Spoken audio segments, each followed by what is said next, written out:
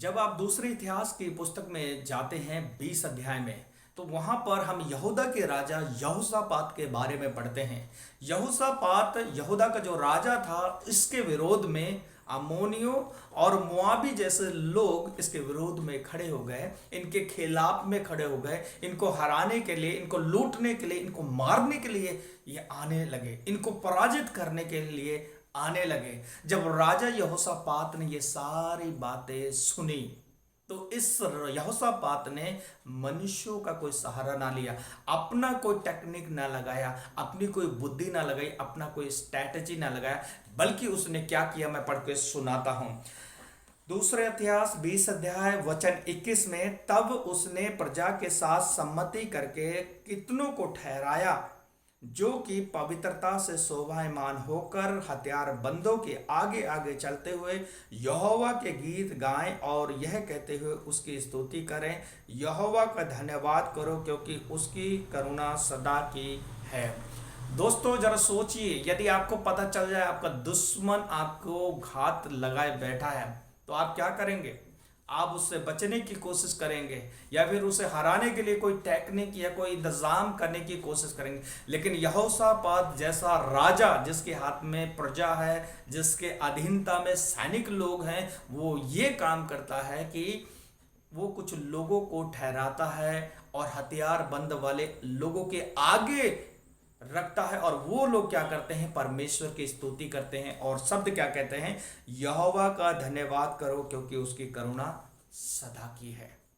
उसने बड़े से बड़े और सैनिकों को नहीं बुलाया, ज्यादा से ज्यादा हथियारों को नहीं बटोरा, बल्कि ऐसे लोगों को नियुक्त किया, इकट्ठा किया कि वो परमेश्वर की स्तुति करें और आगे बढ़ें। इसका नतीजा क्या हुआ? आगे मैं पढ़ना चाहूंगा 22 वचन में, जिस समय वे गाकर स्तुति करने लगे, उसी समय यहोवा ने अम्मोनियों और मोआबियों और सेईर के पहाड़ी देश के लोगों पर जो यहूदा के विरुद्ध आ रहे थे, घातकों को बैठा दिया और वे मारे गए। जो दुश्मन लोग, अम्मोनियों और मुआबी लोग यहूदा के विरोध में घात लगाकर बैठे थे, लेकिन इन लोगों ने, यहोशापात और इनके लोगों ने परमेश्वर की स्तुति आराधना करनी शुरू करी, तब परमेश्वर ने उसके विरोध में आने वाले लोगों के विरोध में घातियों को बैठा दिया। और नतीजा क्या हुआ?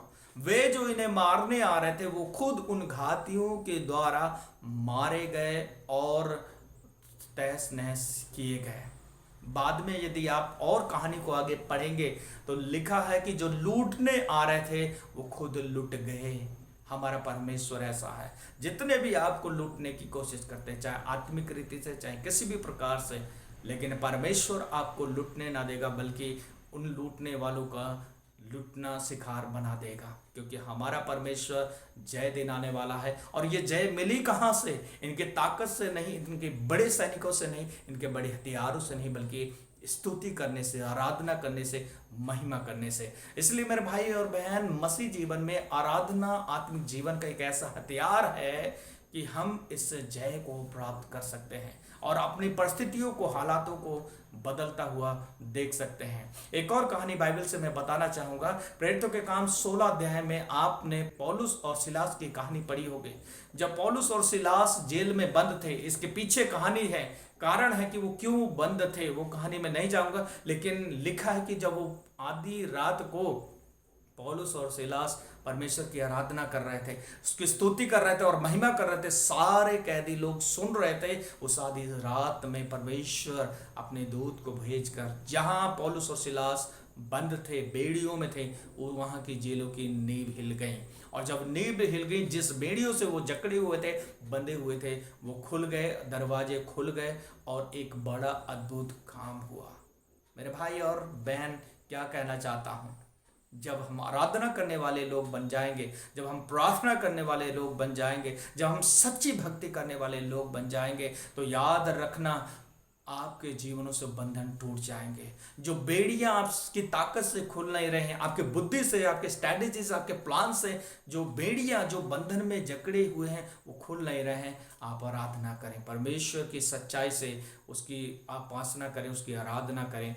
परमेश्वर उन सारी नींवों को हिलाकर रख देगा और आपको स्वतंत्र करेगा। वे जो लोग यहोशापात और उसके लोगों को घात करने के लिए आ रहे थे, वे खुद घात किए गए और वे खुद लूटे गए।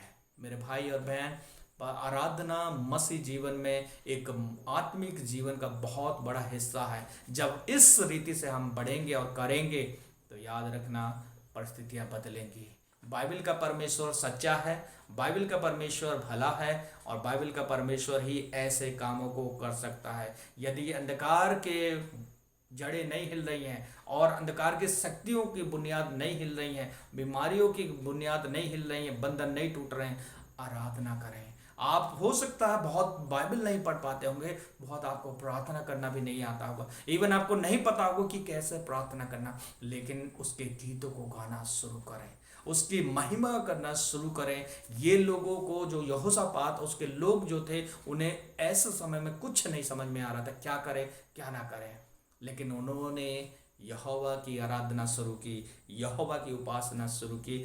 यहोवा का धन्यवाद करो क्योंकि उसकी करुणा सदा की है। वो सदा काल का परमेश्वर आपके बेड़ियों को, आपके बंधनों को जरूर तोड़ देगा और आपके जीवन में नए रास्तों को निकालेगा।